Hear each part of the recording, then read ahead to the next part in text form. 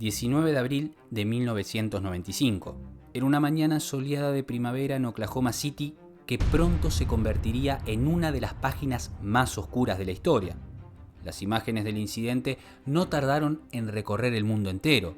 Sirenas, humo, gritos desgarradores y gente corriendo entre los escombros. Los titulares eran claros y contundentes. El peor atentado en la historia de los Estados Unidos. Una explosión devastadora sacudió el edificio federal Alfred Murrah. Según la versión oficial, un camión bomba cargado con 2.300 kilos de explosivos caseros había detonado frente al edificio. La onda expansiva fue tan poderosa que se sintió hasta más de 40 kilómetros de distancia.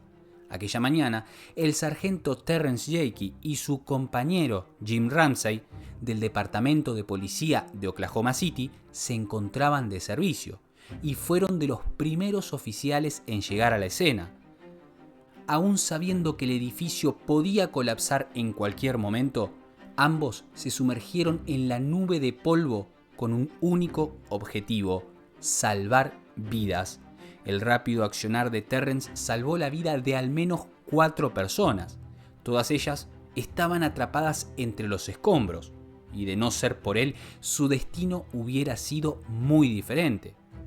Pero, durante el rescate del último sobreviviente, Terry cayó desde una altura de 2 pisos, sufriendo graves lesiones en la espalda, y por esto fue trasladado de urgencia al hospital. Unas horas después, su esposa Tonya llegó para verlo.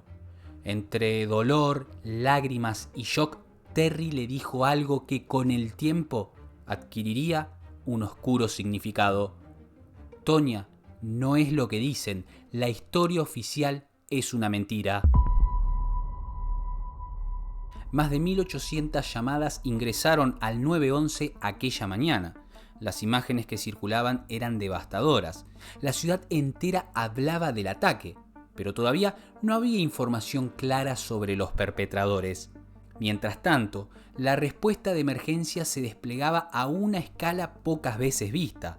Policía, bomberos, personal de FEMA, ambulancias, Cruz Roja, Fuerza Aérea, FBI, ATF y Guardia Nacional convergían en la zona del atentado. Según las cifras oficiales, el rescate movilizó a 665 funcionarios. 90 minutos después de la explosión se produjo la primera detención. Un sospechoso fue arrestado por conducir sin licencia y portar un arma de fuego. Su nombre era Timothy McVeigh. McVeigh nació el 23 de abril de 1968 en Lockport, Nueva York. Sus padres se divorciaron cuando tenía 10 años y fue criado principalmente por su padre. Distintas fuentes coinciden en describirlo como un chico retraído, solitario y con antecedentes de haber sufrido acoso escolar. Ese aislamiento lo llevó a refugiarse en la informática y la tecnología. Su manejo de las computadoras era muy bueno, llegando a hackear ciertos sistemas informáticos gubernamentales, con su Commodore 64. Paralelamente, su abuelo lo introdujo de a poco en el mundo de las armas. Aquello despertaría en Timothy una pasión por estos artefactos y también por la supervivencia. Pero con el tiempo, algo oscuro empezó a tomar forma dentro de él. Un creciente sentimiento de odio hacia la autoridad y en particular hacia el gobierno federal fue moldeando su visión del mundo, llevándolo prácticamente a radicalizarse. Paradójicamente, ese rencor no le impidió alistarse al ejército estadounidense en 1988. Durante su entrenamiento en Fort Benning, Georgia, McVeigh conoció a Terry Nichols. Entre ambos se forjó un vínculo basado en la desconfianza al gobierno y las instituciones. Una conexión que, con el paso de los años, tendría consecuencias fatales. Durante su paso por el ejército, Timothy McVeigh se destacó como artillero, mostrando un rendimiento superior al promedio en el manejo de armamento pesado. Ese desempeño le valió ascensos y tiempo después también le valió su despliegue en la Guerra del Golfo, como peón de la famosa operación tormenta del desierto. McVeigh afirmó en reiteradas ocasiones que su unidad había logrado imponerse con claridad al ejército iraquí, pero también relató haber quedado profundamente sorprendido por lo que presenció al abandonar Kuwait, la famosa carretera de la muerte, un tramo cubierto de vehículos destruidos y cadáveres tras los furiosos ataques. Estas imágenes de devastación total, lejos de disiparse, estaban a punto de germinar una nueva y peligrosa faceta en Timothy. Por sus servicios recibió varias condecoraciones. Sin embargo, una lesión en su tobillo puso fin a su carrera militar. En 1991, McVeigh fue dado de baja con honores. Su paso por el mundo militar altamente estructurado, donde prácticamente tenés que bajar la cabeza sin cuestionar ni una sola palabra, terminó reforzando su resentimiento hacia la autoridad. Ya fuera del ejército, McVeigh intentó reintegrarse a la vida civil. Sobrevivía como podía y sobre todo vendiendo armas y recuerdos de guerra en ferias y exposiciones. Sus viajes de feria en feria le permitieron conocer personas afines a sus creencias. Según se comenta, entre sus conversaciones estaba el cuestionamiento a la integridad de los estatutos internacionales como la ONU y la OTAN y al propio gobierno de los Estados Unidos, que según Timothy estaba tomando una peligrosa tendencia socialista. En ese contexto, McVeigh comenzó a distribuir ejemplares de The Turner, una novela que describe el derrocamiento violento del gobierno estadounidense mediante atentados y bombardeos. Mientras tanto, dos acontecimientos terminarían de actuar como catalizadores. En 1992, el asedio de Ruby Ridge y en 1993, el asedio de Waco. Ambos episodios son altamente controvertidos y aún debatidos, lo que da para un video aparte. Fue a partir de esto que Timothy retomó contacto con Terry Nichols. Estos controversiales incidentes terminaron de reafirmar la oscura sed de venganza que invadía a Timothy. Y fue desde esa lógica, si se puede decir así, que decidieron contraatacar. Para Timothy, tanto Ruby Ridge como Waco no habían sido hechos aislados, sino esfuerzos del propio gobierno para restringir derechos civiles y avanzar hacia un control total. Bajo esa mirada, atacar a un edificio federal sería un ataque a sus centros de mando. En una carta enviada a su amigo Steve Hodge, Timothy escribió: «Aquellos que traicionan o subvierten la Constitución son culpables de sedición y o traición. Son enemigos internos y deben ser castigados. La sangre correrá por las calles, Steve. Esto es el bien contra el mal». En 1994 pusieron en marcha su plan. McVeigh y Nichols reunieron los materiales necesarios para construir un artefacto explosivo de una fuerza inimaginable.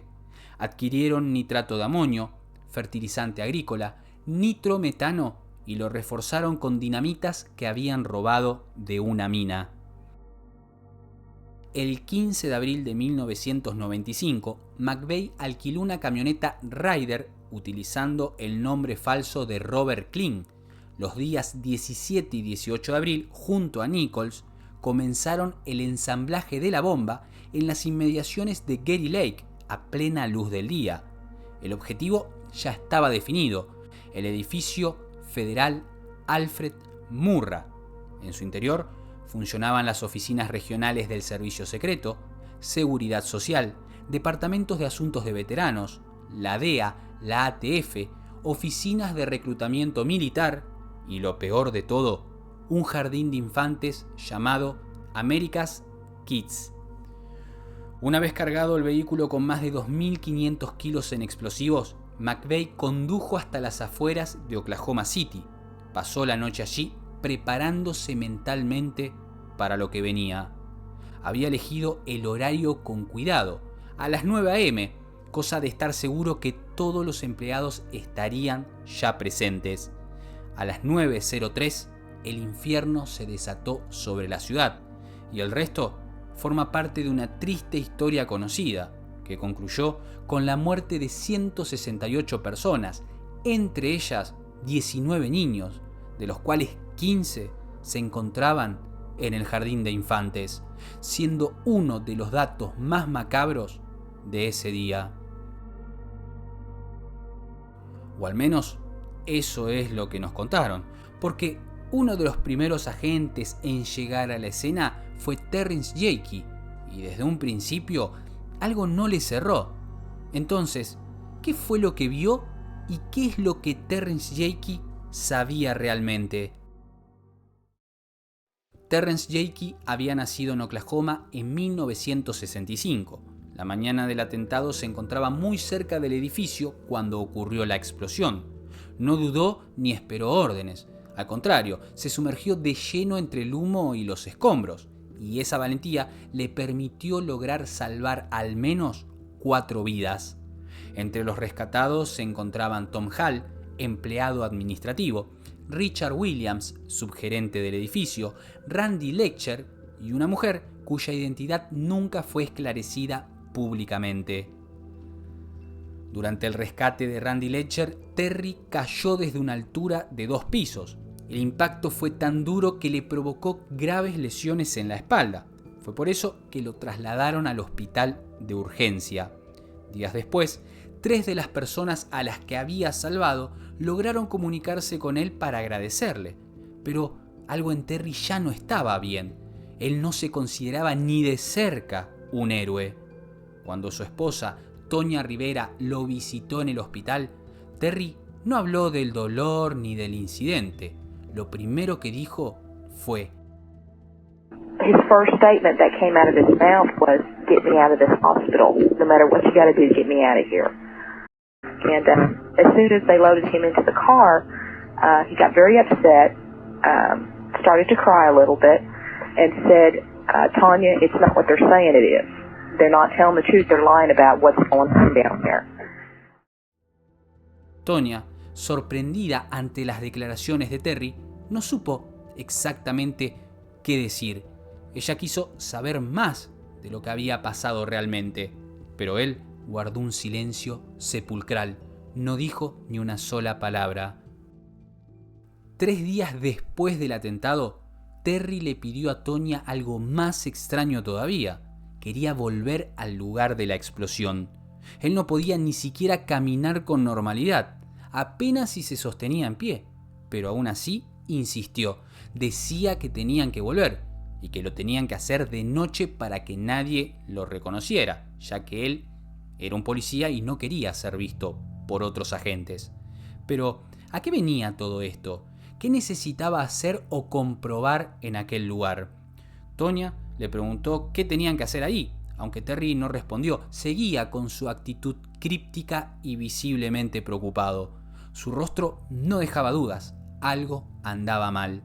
Finalmente, le dijo a Tonya que debían acercarse al sector del edificio donde funcionaba la guardería infantil, el jardín de infantes, y que tenían que mirar debajo de esa zona y, si era posible, tomar una fotografía. As we went down there, we were stopped, and I can't remember which personnel it was, but I know definitely it was either ATF or FBI. I just cannot recall what the name was on the back of his jacket, but it was one of the two. And Terry had attempted to badge his way through, and the guy told him no. Then he said something a little more specific, like, you're not supposed to be back down here, something along the lines that made me realize the two of them recognized each other, and the interaction was very antagonistic. I think had I not been with Terry, he would have said a little more to the man, and maybe been a little more forceful about getting through, but it seemed like he thought better about it since I was with him, and we left. And then he asked me as we got in the car that I not be seen down at the site. Con el paso de los días, el estado de Jakey se fue deteriorando. Estaba cada vez más cerrado y más inquieto. Pero vuelven las mismas preguntas. ¿Qué había visto entre los escombros? ¿Qué sabía que lo perturbaba tanto? Terry era conocido por su buen sentido del humor. Incluso daba charlas en escuelas, concientizando sobre el abuso de drogas. Pero ahora estaba apagado, atormentado y desesperado. Terry estaba haciendo su propia investigación de los hechos, mientras elaboraba su reporte oficial de lo ocurrido aquella mañana. Quizás las fotografías que quería sacar en el edificio de noche eran para su informe. Intrigada, Tonya le preguntó si podía leerlo, pero Terry se negó de forma tajante. Aquello era extraño, ya que él siempre compartía sus informes con ella, o al menos le hacía comentarios generales sobre los casos. Pero esta vez no, todo fue diferente. El reporte tenía 9 páginas para describir apenas un par de horas. Es un informe inusualmente extenso para un agente de policía, cosa que también llamó la atención de Tonya. 15 días después del atentado, el teléfono sonó. Del otro lado de la línea estaba una supervisora de Terry, Jo Ann Randall, y tenía un tono seco, autoritario y casi amenazante. About 15 days after the bombing happened, I got a call from his supervisor, Lieutenant Joanne Randall. And she's being pretty hostile, pretty aggressive, and asked me where Terry was, told her he was not there. And she said, you tell Terry that if he doesn't get that other report in, that he's going to be reprimanded if he does not get that in by the end of the night. Un puñado de minutos después de la llamada, Terry llegó a la casa. Estaba furioso. Dijo que su informe había desaparecido. El informe de 9 páginas había sido extraviado dentro del departamento de policía. Terry no tenía una copia de seguridad, o al menos eso es lo que él decía. Nunca se imaginó que una cosa así podía suceder. Sus superiores fueron claros con él. El nuevo informe tenía que ser breve, no más de una página. But he seemed offended, and he had said that she wanted him to write a much shorter report. It needed to be 1 page. He was being dictated, obviously, what to write in his report and being told to take a lot of things out. Porque perder un informe no es algo habitual. Cuando un agente redacta su reporte, lo entrega en mano a su supervisor. El documento se revisa y se envía a una división de registros, donde se realizan múltiples copias para enviarlas a las distintas divisiones involucradas. Ese es más o menos el protocolo, pero esta vez nada de eso ocurrió. Los procedimientos normales fueron ignorados y esa conveniente incompetencia terminó de quebrar la confianza de Terrence Jakey en su propio departamento de policía. Y no fue el único informe que desapareció. También se perdió el informe de Steve Vassar, uno de los colegas más cercanos a Terry, y también presente aquella mañana. Años después, Vassar fue categórico al recordar lo ocurrido. Dios es mi testigo. Sé que había 2 personas en la camioneta. Steve Vassar estuvo en el lugar del atentado. Asegura haber visto la camioneta estacionada al frente del edificio y también afirma algo que no encaja con la versión oficial. Dentro de la camioneta había 2 personas. Su testimonio quedó asentado en un informe que, al igual que el de Terry, desapareció misteriosamente. Durante las tareas de rescate, Terry conoció a Ramona McDonald. Ramona había ayudado activamente a las víctimas del desastre y con el paso de los días fundó un espacio llamado Héroes del Corazón. La casa de Ramona se convirtió en un punto de encuentro. Allí se reunían sobrevivientes, familiares y voluntarios. Se recopilaban fotos, testimonios y documentos relacionados con el atentado. Con el tiempo, Ramona había amasado una gran cantidad de información. Hasta que un día, sin previo aviso, 2 hombres se presentaron en su casa. Dijeron pertenecer a un grupo que investigaba las verdaderas causas del atentado. Se identificaron como oficiales, pero nunca mostraron sus credenciales. Ramona dijo que permanecieron allí durante horas, revisando documentos, fotografías y testimonios. Notó que estaban particularmente interesados por cualquier información que saliera de la versión oficial. Al parecer, Ramona tenía una copia del informe original de Terry, ese informe de 9 páginas, pero que había desaparecido después de la visita de aquellos dos misteriosos sujetos. Mientras tanto, Terry comenzó a descender por lo que muchos llaman la madriguera del conejo. Cuanto más investigaba, más inconsistencias encontraba, y cuanto más piezas reunía, menos sentido tenía el relato oficial. Durante el descenso, Terry le envió una carta a Ramona, una carta que con el tiempo se volvería sumamente reveladora. Querida Ramona, espero que lo que estás a punto de leer ahora y en el futuro no cambie tu opinión sobre mí, ni sobre otros miembros del Departamento de Policía de Oklahoma. Aún así, necesito decirte que algunas de las cosas que voy a contarte son profundamente inquietantes. No sé si recordás con claridad lo que ocurrió esa mañana, por eso no estoy seguro de si sabés a lo que me refiero. El hombre del que vos y yo hablamos, el que aparece en las fotos que tengo.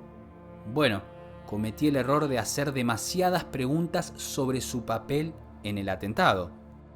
Después de eso, me dijeron que me retirara. Varios oficiales me aseguraron que se trataba de un agente federal del ATF, que supervisaba el operativo y que, en el momento que se tomaron las fotos, estaba informando por teléfono lo que acababa de ocurrir. Creo que mis días como policía están contados. La actitud de mis supervisores ha cambiado y para colmo ahora están cuestionando mi salud mental. Te conté también sobre mi conversación con el capellán Poe. Él terminó redactando un informe en el que recomendaba que yo fuera relevado de mis funciones. Cometí el error de pensar que la conversación entre un oficial y un capellán era privada. Ese error pudo haberme costado el trabajo como policía. Estoy seguro que Joe Ann Randall está tramando algo, y creo que Poe forma parte de eso. Sabiendo lo que sé ahora y comprendiendo perfectamente lo que pasó aquella mañana, me avergüenza llevar una placa del Departamento de Policía de Oklahoma City. Juré defender la ley y hacerla cumplir lo mejor que pudiera. Hoy sé que no puedo hacerlo si me obligan a guardar silencio. No puedo mantener la frente en alto si obedezco órdenes que van en contra de la verdad. Hay varias personas que vieron lo que nosotros vimos, incluso algunas que participaron directamente en lo que sucedió ese día. ¿Te imaginás lo que estaría ocurriendo ahora si se descubre que fueron nuestros propios oficiales los que permitieron que todo esto pasara? Todos te apoyan hasta que empezás a hacer preguntas. ¿Cómo es posible que tantos agentes federales hayan llegado a la escena al mismo tiempo? ¿Quién los llamó y por qué? Me preocupa a usted y su joven familia por ciertas declaraciones que se han hecho en mi contra. No temo por mí, temo por usted y su familia. En este punto, no dudaría en decir que podrían correr peligro si se acercan más a la verdad. Por eso creo que lo mejor es que nos distanciemos y que usted también se distancie de quienes hemos hecho demasiadas preguntas sobre la alteración y falsificación de los informes de la investigación federal. Sé que hay otros oficiales como yo, personas que no se conforman con nada que no sea la verdad. El problema es encontrarlos, y la pregunta real es otra. ¿En quién podemos confiar realmente? Es vital que personas como usted sigan haciendo preguntas y exigiendo respuestas sobre las acciones de nuestro gobierno federal y de las agencias del orden que sabían de antemano lo que iba a ocurrir y participaron en el encubrimiento. La triste realidad es que han convencido a muchos policías de que ocultar la verdad sobre un operativo fallido es, en realidad, un favor a los ciudadanos. Lo que me pregunto ahora es, ¿cuántos otros operativos salieron mal? Incluso si intentara explicarte esto tal como me lo explicaron a mí y la ridícula razón por la cual nuestros propios departamentos falsificaron informes a sus compañeros, a los ciudadanos y a nuestro país, entenderías por qué pienso de esta manera. Creo que muchos de los problemas que enfrentan hoy los agentes se deben a que algunos saben lo que realmente ocurrió y no pueden lidiar con eso. Y otros como yo cometimos el error de confiar en nuestros supervisores solo para ser apuñalados por la espalda. Lamento decir que creo que mis días como policía están contados. Terrence Jakey.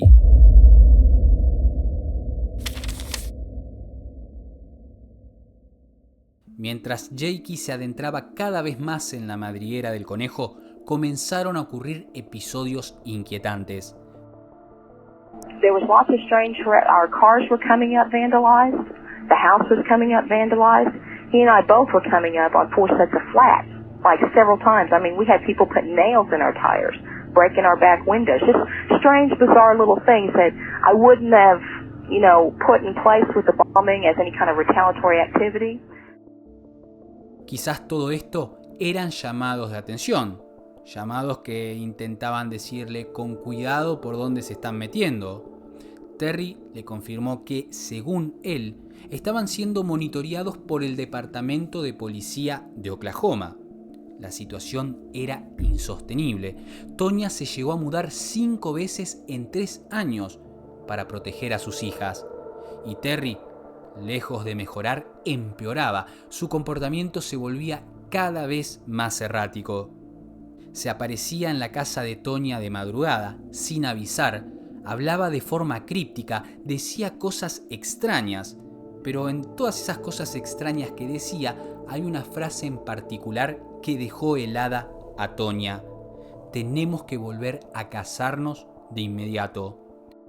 Ellos no vivían juntos, debido a que se habían divorciado en 1994. La relación había mejorado e incluso hablaron de volver a estar juntos, pero el atentado lo cambió todo.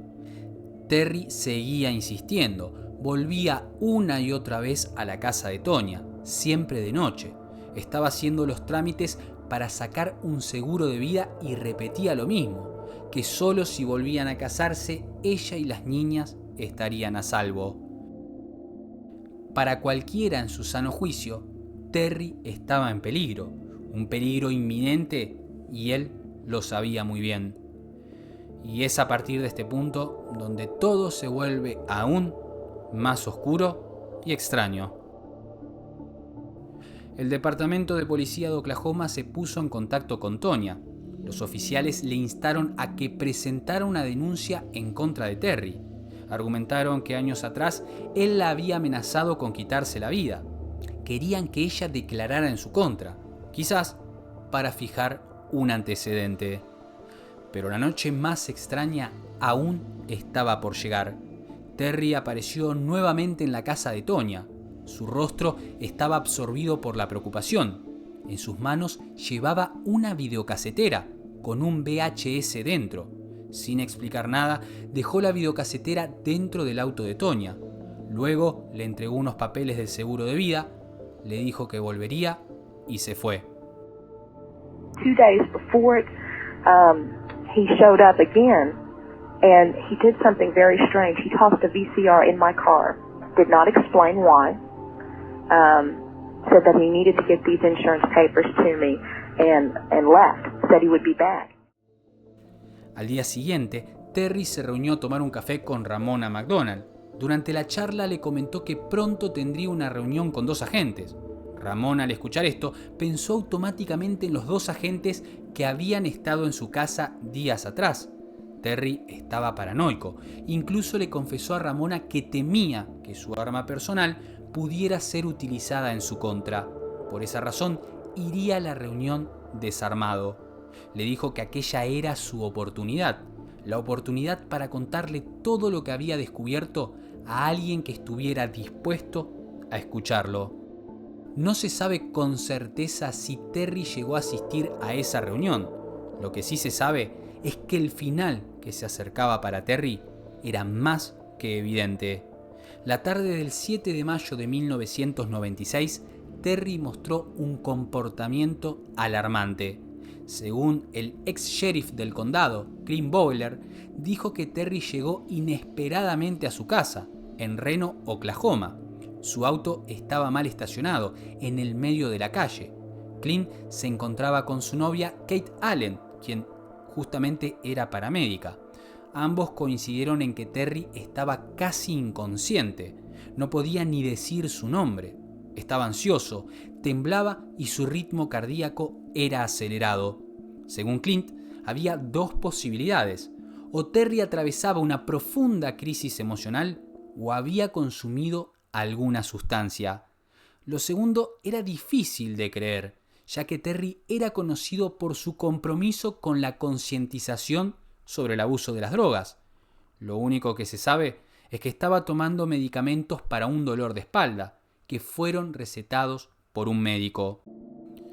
Ambos decidieron llevarlo a la casa de su hermana, ya que Terry se negó rotundamente a ir al hospital. Pero lo que no sabían era que Terry padecía una afección conocida como anemia de células falciformes, una condición que podía provocarle convulsiones. Según Tonya, estos episodios explicaban algunos de sus comportamientos erráticos y en ocasiones la pérdida de conocimiento. Su hermana, Vicky, relató que intentó darle algo de comer, pero Terry se negó. Después se acostó y se durmió por un tiempo. Al despertar, Terry estaba buscando las llaves de su auto y le dijo a su cuñado: «Glenn, tengo que irme, estoy bien». Vicky llamó a su madre a la noche y le contó que su hermano no estaba bien, pero finalmente concluyó: «Mamá, no puedo preocuparme más por Terry, no podemos hacer nada». A la mañana siguiente, el teléfono de la mamá de Terry volvió a sonar. Esta vez, Vicky gritaba: «Mamá, Terry fue encontrado muerto». La noche del 8 de mayo de 1996, el cuerpo del sargento Terrence Jakey fue hallado en un campo, cerca de su ciudad natal de El Reno, Oklahoma. Se informó que presentaba múltiples heridas, entre ellas cortes en las muñecas y la garganta y una herida de bala en la cabeza. A 3 kilómetros del lugar, al costado de una ruta cercana, fue encontrado su vehículo. El auto mostraba señales inquietantes. Tenía los asientos desatornillados y los paneles laterales desmontados. En el interior se hallaron varios litros de sangre pertenecientes a Terry. Dentro también había una hoja de afeitar, la funda de una pistola, una Biblia y la fotografía de Terry rescatando personas entre los escombros del atentado. Según el testimonio de su cuñado, una de las pocas personas o la única que vio la escena de primera mano, dijo haber visto un cuchillo ensangrentado debajo de la guantera, cosa que no figura en la versión oficial. Pero eso solo es el comienzo de algo mucho más oscuro. Con la muerte de Terrence Jakey, lejos de cerrarse el caso, se abrieron más preguntas que respuestas. Y como siempre digo, saca tus propias conclusiones. Aunque el cuerpo fue encontrado en el condado vecino de Canadian, fue el Departamento de Policía de Oklahoma City y no la policía local quien tomó control de la escena. No era su jurisdicción, pero aún así, los agentes del condado de Canadian recibieron una orden clara y tenían 1 hora para retirarse de la escena. Según la versión oficial, esto se debió a que la policía local, al ser un pequeño departamento, no contaba con los recursos necesarios para afrontar la situación. Una de las decisiones más cuestionables fue la de no practicar una autopsia al cuerpo de Jakey, y en menos de 24 horas, la causa oficial de su muerte fue determinada como un suicidio. Según esa versión, Jakey se habría autolesionado dentro de su vehículo. Habría cerrado las puertas y ventanillas para luego bajarse y caminar 3 kilómetros al medio de un campo donde finalmente se habría disparado en la cabeza. Según Tonya, algunos contactos dentro de la policía le mencionaron que Terry presentaba hematomas en las muñecas, compatibles con una sujeción fuerte, como sogas o esposas. Cuando la madre de Terry y Tonya llegaron a la morgue, se percataron de algunos moretones, También observaron tierra y restos de vegetación incrustados en las heridas, lo que podría sugerir que el cuerpo había sido arrastrado. La cabeza de Terry estaba notablemente hinchada, lo que abría la posibilidad de un golpe previo. La videocasetera que Terry había dejado en el auto de Tonya desapareció a las pocas horas. Tonya nunca supo cuál era el contenido de ese VHS. La policía nunca publicó un informe completo sobre la muerte, como se suele hacer cuando ocurre un hecho así. Solo se difundió un documento breve e incompleto. El médico forense llegó a declarar que no se realizaron pruebas toxicológicas porque eran muy costosas. En caso de una muerte violenta o sospechosa, y encima tratándose de un policía, el auto de Jakey nunca fue sometido a un análisis forense completo. No se buscaron huellas dactilares ni otros datos relevantes, y nunca aclararon por qué los paneles laterales estaban desmontados y los asientos desatornillados. En todo esto hay un detalle especialmente perturbador, cínico, un detalle cínico. La madre de Terry relató con tristeza y enojo que al día siguiente de la muerte de su hijo le devolvieron el automóvil aún con sangre por todas partes. Sin dudas, un gesto de muy mal gusto. Solo el cuñado de Terry pudo ver el auto, pero no se le permitió a ningún familiar ver la escena del crimen, porque la policía tiene el derecho divino de privar a una madre de ver la escena donde su hijo falleció. Si la muerte de Terrence Jakey fue un suicidio, hay un detalle imposible de ignorar. Él no dejó ninguna nota, y Jakey sabía perfectamente que su seguro de vida no cubría un suicidio. Terry llevaba siempre consigo un maletín y una cámara analógica, pero este material nunca fue recuperado. Sí, la cámara sí apareció, pero sin el rollo. Vicky, su hermana, solicitó en reiteradas ocasiones que le entregaran ese rollo, pero la respuesta siempre era alguna excusa peregrina. Nunca hubo una devolución. En una carta enviada al jefe de policía, Tonya planteó una serie de preguntas que jamás fueron respondidas. ¿Qué tipo de arma se utilizó para infligirle la herida de bala en la cabeza? ¿Quién localizó el cuerpo? ¿Cómo se pudo determinar la causa de la muerte con tanta certeza, considerando la multitud de lesiones en su cuerpo? ¿Cómo pudo caminar la distancia indicada por la revista People con una pérdida de sangre tan severa, producto de sus cortes en ambas muñecas, antebrazos y cuello? No solo habría caminado esa distancia, sino que también luchó para saltar un alambrado, para luego caminar y dispararse más tarde. Los agentes respondieron esta carta sugiriéndole a Tonya que consultara a un psiquiatra, debido al difícil momento que estaba pasando. Según la versión alternativa de Tonya, la mañana de su muerte, Terrence Jakey habría salido del departamento de policía alrededor de las 9 de la mañana, llevando consigo 9 cajas repletas de archivos, fotografías y videos relacionados con el atentado. Llevaba toda la investigación que estaba haciendo.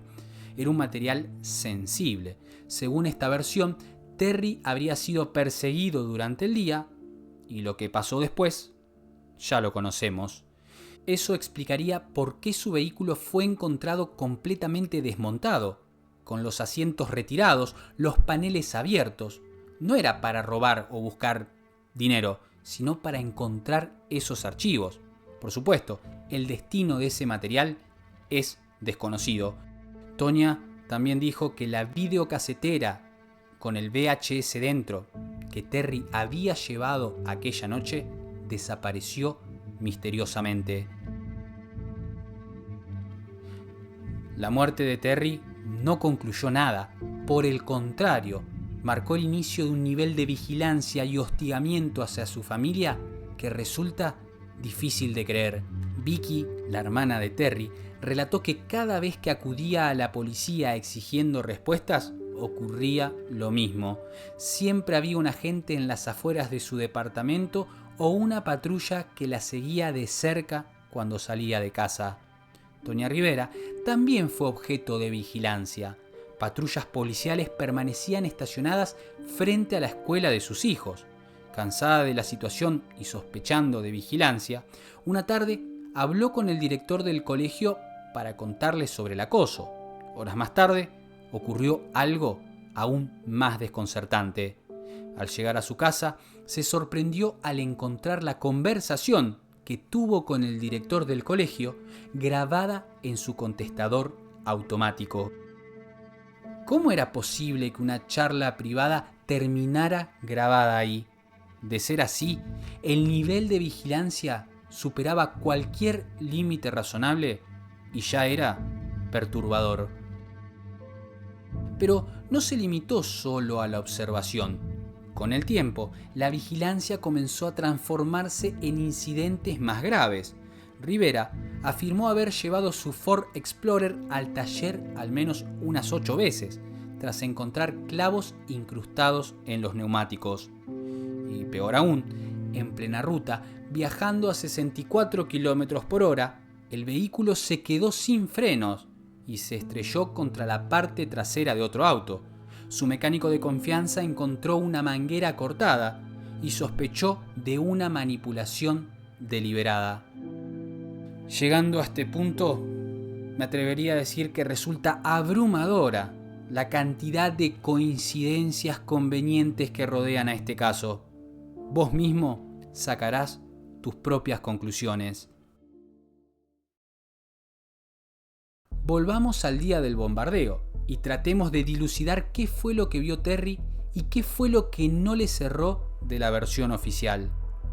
Pocas horas después del ataque, 4 empleados del edificio colaboraron con sus testimonios para elaborar los primeros identikits.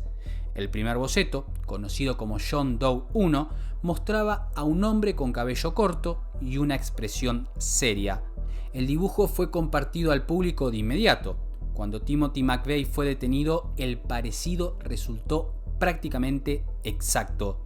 No obstante, había un detalle que no encajaba. Existía un segundo boceto, John Doe 2.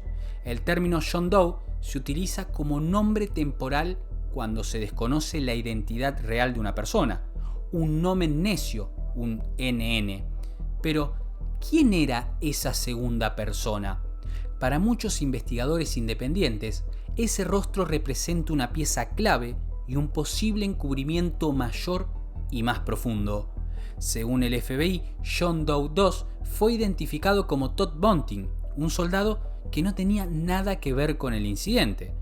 Pero el modo en que ese segundo identikit apareció y desapareció del foco dejó muchas dudas. Tras el arresto de McVeigh, Terry Nichols se entregó tiempo después.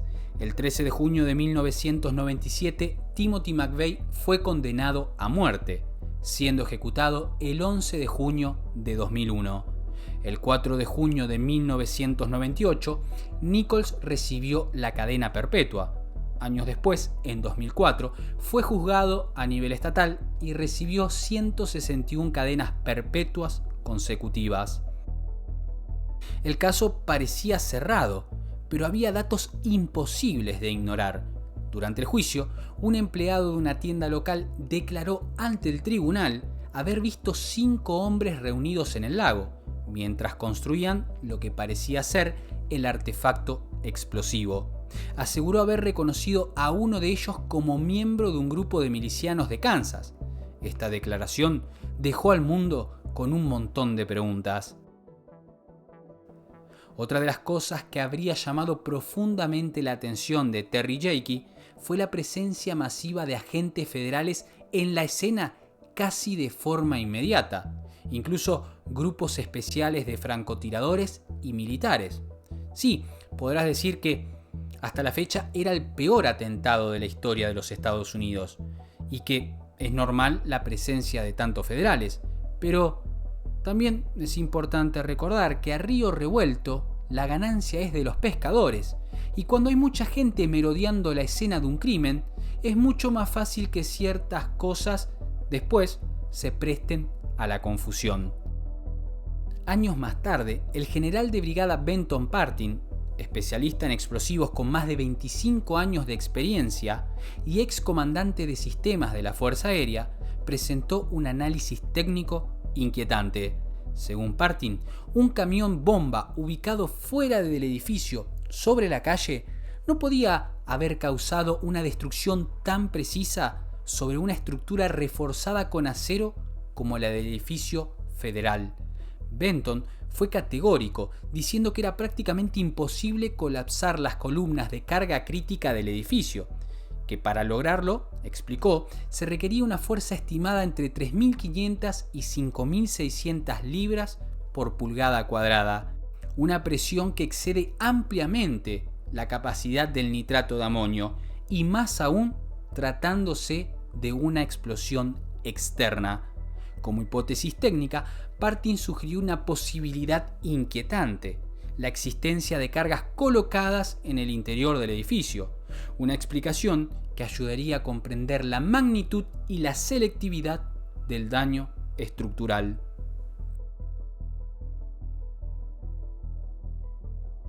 Algunos otros expertos cuestionaron la dinámica de la explosión.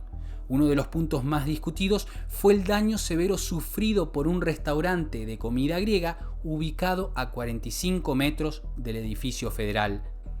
Fragmentos del propio edificio fueron expulsados hacia el exterior con tal violencia que impactaron directamente contra el local de comidas.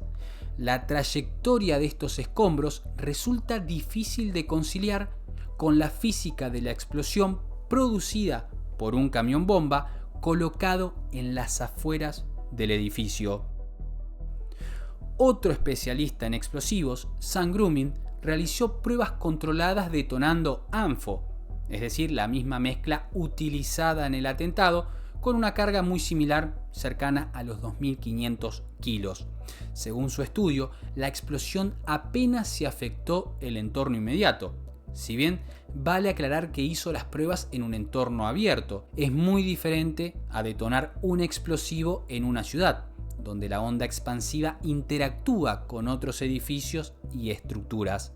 Aún así, sostuvo que los niveles de destrucción observados en Oklahoma City no coincidían plenamente con los resultados esperables de una explosión externa de ANFO. Joanne Van Bern, empleada en un local de comidas, declaró haber visto a Timothy McVeigh ingresar al negocio minutos antes del ataque, acompañado por 2 hombres. Incluso recordó un detalle preciso, como Timothy pagó la comida con un billete de $50, lo cual la hizo moverse hasta la caja fuerte para buscar cambio. Según su testimonio, uno de los acompañantes podría haber sido Terry Nichols, y quizás el otro era John Doe II. Van Bern declaró que el local contaba con cámaras de seguridad. Dijo que la grabación había sido incautada por el FBI, pero nunca fue compartida al público. El posterior informe que publicaría la agencia federal sobre el testimonio de Joanne emitió un punto clave: la parte en que ella afirmaba haber visto a McVeigh acompañado por 2 personas. Varios testigos declararon bajo juramento haber visto a Timothy McVeigh huir de la camioneta acompañado por otro hombre. Entre ellos, Dana Bradley, una sobreviviente que se encontraba en la oficina de seguridad social del edificio, aseguró haber visto a 2 hombres bajar de la camioneta apenas minutos antes de la explosión. Sin embargo, el caso se cerró con relativa rapidez, implicando únicamente a 2 personas, tal vez en un intento de obtener una victoria fácil y así cerrar el expediente lo más rápido posible. O quizás, como sospechó Terry desde el primer día, hay algo mucho más oscuro y no estaban diciendo la verdad. Semanas después del atentado ocurrió otro hecho inquietante. Entre los escombros fue hallada una pierna amputada. la pierna aún calzaba una bota militar y tenía una correa de color verde aceituna. Inicialmente, los funcionarios creyeron que se trataba de Lakeya Levy, una joven aviadora de la Fuerza Aérea de 21 años. Por eso, la extremidad fue enterrada junto a su cuerpo. Pero, más tarde, apareció la verdadera pierna de Lakeya. Entonces, surgió una pregunta que hasta el día de hoy no tiene respuesta. ¿A quién pertenecía esa pierna? Nunca se logró establecer con certeza quién fue la víctima 169. Se especuló con que podría tratarse de un transeúnte ocasional, pero no hay registros de personas desaparecidas que encajen con esa hipótesis. Con el tiempo, comenzaron a circular distintas teorías. Algunos sostienen que en el edificio federal se resguardaban expedientes sensibles, documentación de aquellos soldados que participaron en la Guerra del Golfo y que habían demandado al gobierno por prácticas oscuras y completamente atroces. Otros afirmaron que allí también se almacenaban archivos comprometedores vinculados al pasado político de los Clintons, supuestamente casos como el Whitewater o el Proyecto Arkansas, entre otros. Este caso me impactó desde el momento 1 que lo abordé, no solo por lo que ocurrió, sino por todo lo que no se llega a explicar. Cada silencio, cada inconsistencia, cada coincidencia conveniente me dan mucho que pensar. Hoy, en el lugar donde se alzaba el edificio federal Alfred Murrah, existe un memorial, un espacio dedicado a las personas que dejaron este mundo aquella mañana del 19 de abril de 1995. Un lugar para recordar y sobre todo para seguir preguntando.